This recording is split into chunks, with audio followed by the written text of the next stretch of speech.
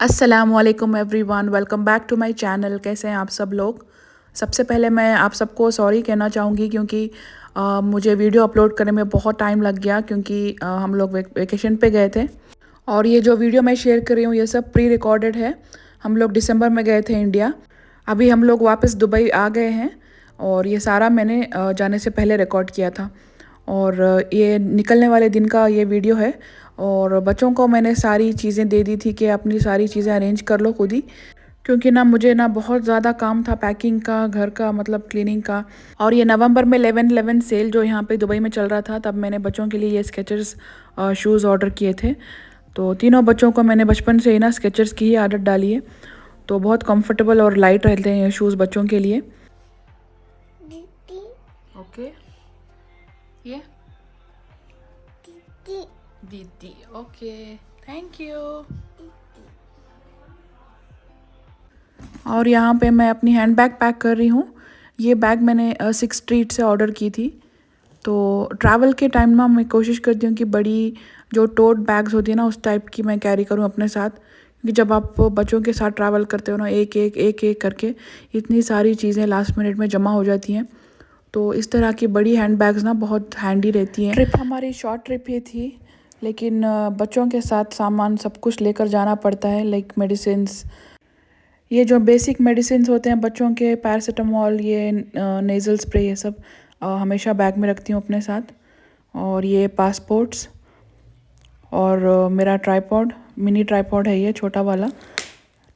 और मेरे चार्जर पे ना इस तरह का मैंने मार्क लगा दिया परमानेंट मार्कर से, क्योंकि बच्चे हमेशा मेरा चार्जर उठा के यूज़ करते हैं। तो आप देख सकते हैं ये सारी चीज़ें ना मुझे सफ़र में ज़रूरत पड़ती हैं। तो एक एक करके इतनी सारी चीज़ें बैग में जमा हो जाती हैं, इसलिए बड़ी बैग की ज़रूरत होती है। और ये मेरा छोटा सा ज्वेलरी पाउच है, इसमें मैं अपने रिंग्स रखती हूँ और वॉचेस वगैरह जो ज्वेलरी होती है मेरी वो रखती हूँ इसमें। आइकिया से मैंने लिया था ये। तो मोस्ट ऑफ़ द टाइम होता ये है कि मैं ये वॉच, रिंग्स वगैरह ज्वेलरी पहनना भूल जाती हूँ। तो इसलिए हमेशा इस तरह से पॉकेट में रख के बैग में रख देती हूँ। जो भी बैग है मेरे पास उसमें अपने साथ ही रखती हूँ। तो या जब याद आता है अगर बाहर भी निकल जाऊँ ना तो उठा के पहन लेती हूँ। और ये मेरा गोल्ड ज्वेलरी जो है ना वो अंदर के पॉकेट में रख रही हूँ। और बच्चों को मैंने शावर करने के लिए भेज दिया है। और सबसे बड़ा काम मुझे ये है कि मेरी सबसे जो छोटी बेटी है उसको सुलाना है। तो क्यों सुलाना है उसको मैं आगे ब्लॉग में बताती हूँ आपको। और यहाँ पे आप देख सकते हैं सारे बैग्स हमारे रेडी हैं। और वे करने के बाद ना इनके वेट जो है ना हम स्टिकर से लगा दिए हैं ताकि हम लोगों को कन्फ्यूजन ना हो। तो इस तरह से मैंने स्टिक कर दिए हैं।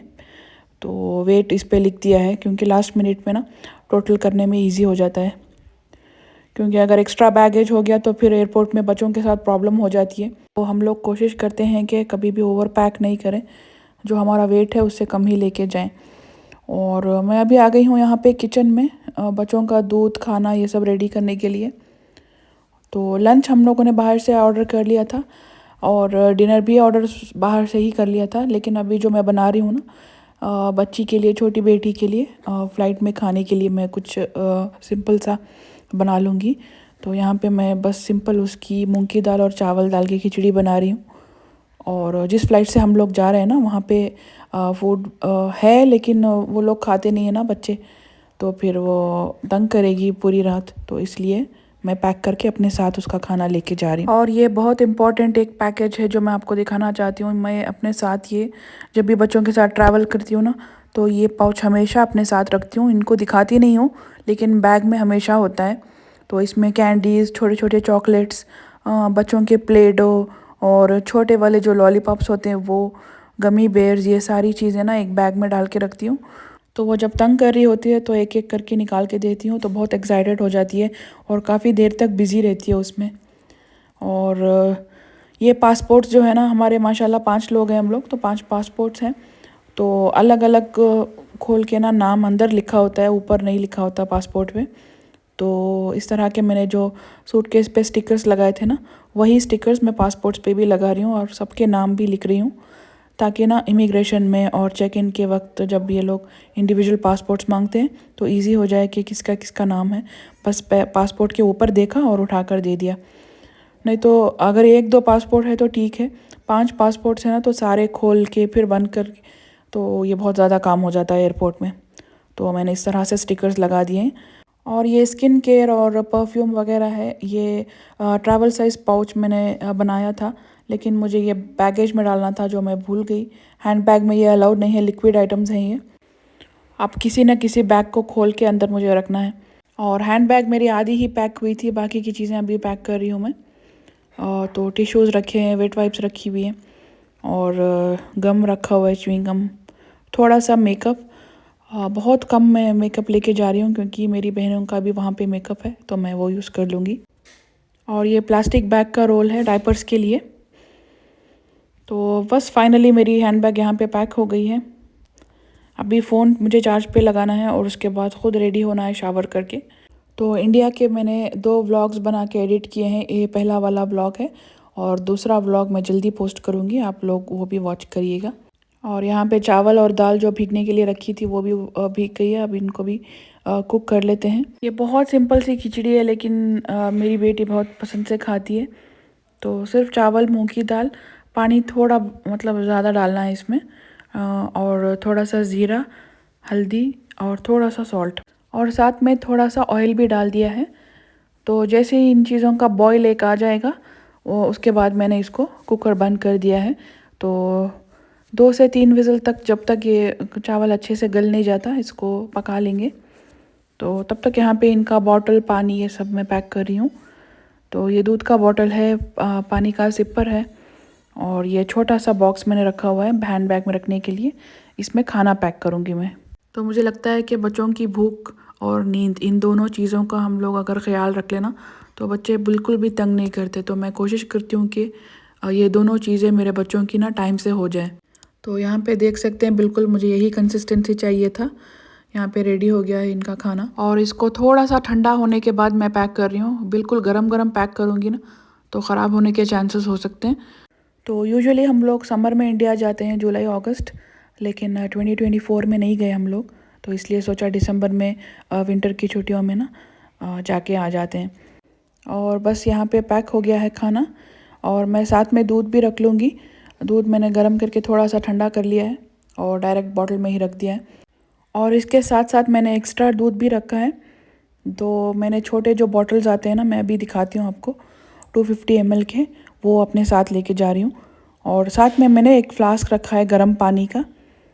तो इसके साथ ना थोड़ा गर्म पानी, बॉइलिंग वाटर ऐड कर लूँगी, तो लुक वार्म हो जाएगा, तो पी लेगी बच्ची। तो ये छोटे 2 बॉटल्स हैं, 250 ml के हैं ये। तो इसको अच्छा सा ठंडा करके साथ में ले जाऊँगी। तो जब तक वो पिएगी ना, तो ये रूम टेम्परेचर पे आ जाएगा। और साथ में एक एक्स्ट्रा एम्प्टी बॉटल भी लेके जा रही हूँ। ये थोड़ा सा गीला था अंदर से, तो इसको थोड़ा सा ड्राई होने के लिए रख दिया है। तो जैसे ही सूख जाएगा, इसको भी पैक कर लूँगी साथ में। और बर्तन तो ख़त्म होने का नाम ही नहीं लेते। ये देखिए, अब जो कुकिंग की ना, वो बर्तन फिर 2 जम गए। तो लास्ट मिनट तक धोते रहना होता है बर्तनों को। लंच और डिनर के लिए मैंने डिस्पोजेबल्स यूज़ किए थे, लेकिन फिर भी ये 2 जमा हो गए, तब इनको वॉश कर लेते हैं। और इनको वॉश करने के बाद मुझे ना मेरी छोटी बेटी को सुलाना है। अगर मैं वो टाइम से नहीं सोएगी, तो फिर वो गलत टाइम पे सो जाएगी। अगर गलत टाइम पे सो जाएगी, तो फिर मुझे बहुत प्रॉब्लम हो जाएगी। तो अभी इसको सुला दिया है। तो अभी 1 से 1.5 घंटा अगर ये सोकर उठ जाएगी ना, तो फ्रेश रहेगी। और ऑलमोस्ट 4 से 5 घंटे। तो ये 4 से 5 घंटों में ना हम लोग एयरपोर्ट जाएंगे। एयरपोर्ट जाके चेक इन करेंगे, इमिग्रेशन होगा। उसके बाद जब हम लोग बोर्डिंग एरिया में वेट करेंगे ना, तब तक 4 घंटे हो जाएंगे। और उसके बाद जब हम लोग फ़्लाइट बोर्ड करेंगे, उसके बाद फिर से इनके सोने का टाइम हो जाएगा।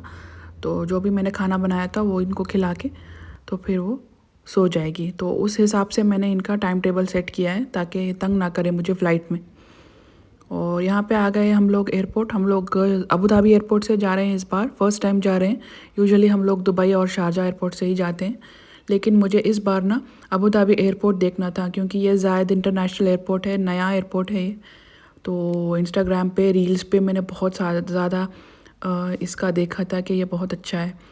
तो हस्बैंड से मैंने बोला कि आप इस बार ना अबू धाबी की टिकट बुक करो। तो उन्होंने बुक की। इतना प्यारा एयरपोर्ट था, बहुत ज़्यादा खूबसूरत, लेकिन थोड़ा दूर था हमारे घर से। लेकिन इट वॉज़ वर्थ इट, बहुत ही खूबसूरत। मैं ज़्यादा शूट नहीं कर पाई एयरपोर्ट में, क्योंकि बच्चों के साथ आपको पता है मुश्किल हो जाती है शूट भी करना और बच्चों को भी मैनेज करना। ये चेक इन से पहले मैंने ये वीडियोस बनाई थी। मतलब कैमरा जस्टिस ही नहीं कर रहा था कि ये कितना अच्छा एयरपोर्ट है, बहुत ही खूबसूरत, बाहर से तो और भी अच्छा था। तो एनीवेज़ चेक इन में बहुत टाइम लग गया था, क्योंकि बहुत ज़्यादा क्यू थी और मैं साइड पे आ गई थी बच्चों को लेकर। हस्बैंड चेक इन कर रहे थे, तो मैं उनको थोड़ी सी उनको भी हेल्प कर रही थी, इधर बच्चों को भी देख रही थी। तो यहाँ पे चेक इन के टाइम में ना उन्होंने बोला कि आप लोग अपना हैंड बैगेज भी डाल सकते हो, क्योंकि आप लोग बच्चों के साथ ट्रैवल कर रहे हो। तो थैंक्स टू हर, तो हम लोग ना जल्दी जल्दी इसको टैग के साथ लॉक कर रहे हैं हस्बैंड, और हैंड बैगेज भी हमारा डाल दिया था। और चेक इन वगैरह करने के बाद मैं यहाँ पे रेस्ट एरिया में थोड़ा आ गई हूँ। इतना प्यारा एयरपोर्ट है, मुझसे रहा नहीं गया, मैं बस शूट करती गई। और बच्चों को वॉशरूम्स लेके जाना था और हम लोगों को नमाज़ भी पढ़नी थी। बच्चे यहाँ पे खेल रहे थे, तो हम लोगों ने टर्न्स लेके नमाज़ पढ़ी। पहले हस्बैंड गए, उसके बाद हस्बैंड आके बच्चों को देख रहे थे, उसके बाद मैंने नमाज़ पढ़ी। और यहाँ पे हम लोग जा रहे हैं अभी बोर्डिंग गेट की तरफ। हमारी फ़्लाइट बोर्डिंग का टाइम हो गया था और उसके बाद मैं ज़्यादा शूट नहीं कर पाई। तो जैसे ही फ़्लाइट टेक ऑफ हुई, मैंने अपनी छोटी बेटी को खाना खिला के उसका डायपर वगैरह चेंज कर दिया था और वो आराम से सो गई थी। बिल्कुल उसके सोने का टाइम था वो। और अल्हम्दुलिल्लाह जब हम लोग बैंगलोर लैंड हुए ना, तभी वो उठी थी। अभी ये थोड़ी बड़ी हो गई है अल्हम्दुलिल्लाह, लेकिन जब ये छोटी थी ना, तो फ़्लाइट में बहुत रोती थी, स्पेशली टेक ऑफ और लैंडिंग के टाइम। ये और मेरे बाकी के बच्चे भी जब छोटे थे ना, बहुत ज़्यादा रोते थे। तो उसके बाद मुझे पता चला कि ये लोग बच्चे रोते इसलिए हैं क्योंकि कैबिन का प्रेशर होता है ना, तो उनके कानों में दर्द होता है, स्पेशली टेक ऑफ और लैंडिंग के वक्त। तो इस वजह से कान में दर्द की वजह से ना बच्चे रोते हैं। तो मैं एक छोटी सी टिप यहाँ पे मदर्स को देना चाहूँगी। अगर आप छोटे बच्चों के साथ ट्रैवल कर रहे हैं ना, तो आप ना कोशिश करें कि टेक ऑफ और लैंडिंग के टाइम बच्चों के जॉज जो है ना, मतलब उनका माउथ जो है वो मूव होता रहे। मतलब आप उनको कुछ भी खाने के लिए दे दो, या फिर अगर बॉटल फीड ले रहे हैं या मदर फीड ले रहे हैं, जो भी बच्चे पीते हैं ना उनको पिलाते रहो, स्पेशली टेक ऑफ और लैंडिंग के टाइम। या तो कुछ खाते रहे या फिर पीते रहे। तो इससे क्या होता है, उनका जॉ जो है मूव होता रहता है, इससे जो है ना प्रेशर नहीं पड़ता है कानों पे। तो अगर आपके बच्चे टेक ऑफ या फिर लैंडिंग के टाइम रोते हैं, तो आप ये वाली टिप ट्राई कर सकते हैं। तो बस इंशाल्लाह फिर मिलते हैं नेक्स्ट व्लॉग में। तब तक के लिए take care and stay safe. अल्लाह हाफिज़।